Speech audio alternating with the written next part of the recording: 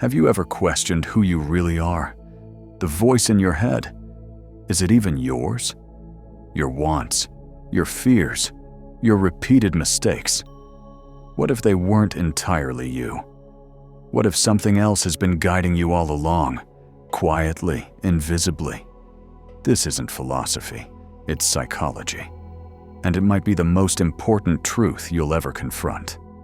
Carl Jung wasn't just another thinker. He mapped the mind like no one else. Not just the conscious parts, but the unseen depths. He believed there is a force within you, silent and dark, that shapes your life when you're not looking. And if you ignore it, you'll keep calling it bad luck, fate, or coincidence. But it's not. It's you. Or at least, the parts of you that you've never met. Maybe you've felt it. The same patterns, the same mistakes, the same emotional traps. You fall into the same relationships, sabotage your progress, or feel emptiness even when everything is fine. That's not weakness. That's the unconscious trying to get your attention. Jung called this deeper layer the shadow. It's the part of yourself you've rejected, denied, or buried. The part that didn't fit the image you created to survive. And the more you ignore it, the louder it gets. Not in words, but in behavior, sabotage, projection, emotion, until it ruins something important, and you ask, why did I do that? Jung didn't believe in getting rid of the shadow. He believed in turning toward it, learning from it.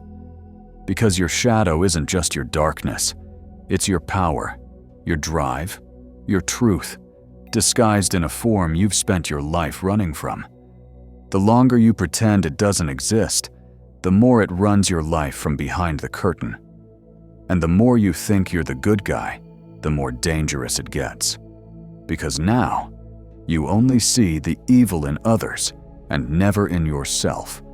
Until you make the unconscious conscious, it will direct your life, and you will call it fate.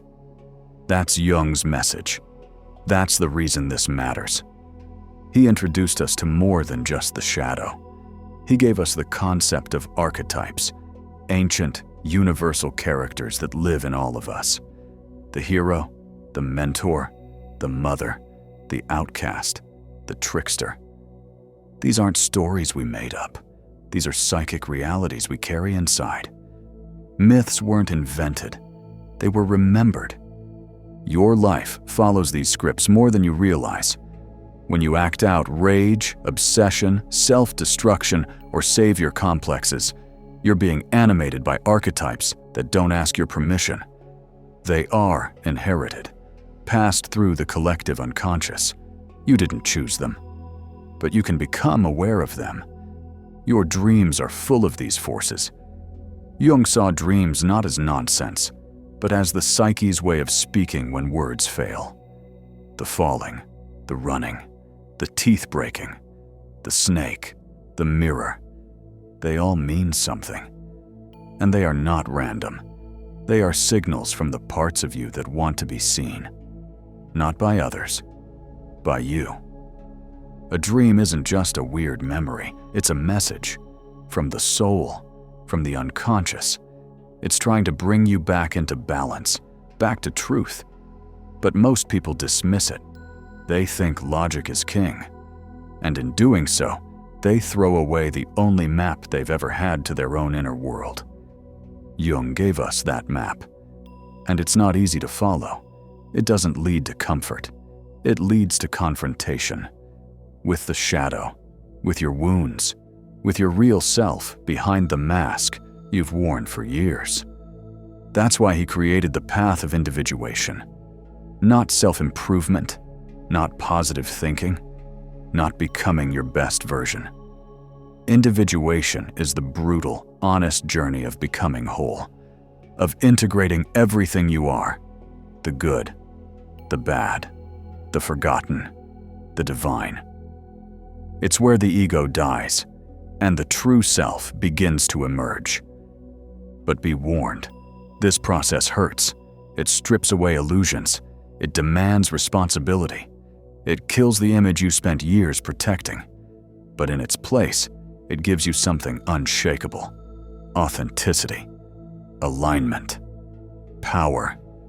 Jung believed we suffer not because we're broken, but because we're divided, because we're disconnected from our essence, because we traded our soul for a persona, a role, a mask. And today, more than ever, his message hits harder. We're overwhelmed by noise, distraction, image, validation. But inside, people are crumbling. Success on the outside, emptiness within. We scroll endlessly, not to learn, but to forget. And every day we get further from who we are. Jung saw this coming. A culture that denies the soul will create symptoms that can't be fixed by medicine or mindset. Depression, anxiety, addiction. Not always illnesses, but symptoms of something deeper. Symptoms of soul starvation. The cure isn't external. It's not in the next job, relationship, or achievement. It's inside. And that's where most refuse to look, because what lives there is frightening. But it's also real. It's also you. If you feel lost, stagnant, or disconnected, you're not alone. You're just disconnected from the very thing that gives you meaning. The good news? The soul never stops calling. The unconscious never stops trying. And every crisis is an invitation to return. You don't have to understand everything at once. You don't need all the answers. You just need to begin. By being honest, by paying attention, by asking, what part of me have I ignored? What am I projecting onto others? What keeps showing up in my life? Again and again. This is how the unconscious becomes conscious. And this is how you take your power back. This journey is not for everyone. But if you're still here, maybe it's for you. Maybe something in you has already begun to awaken. Maybe this isn't just another video. Maybe this is a mirror, and you're finally ready to look. Because once you see the truth, you can't unsee it.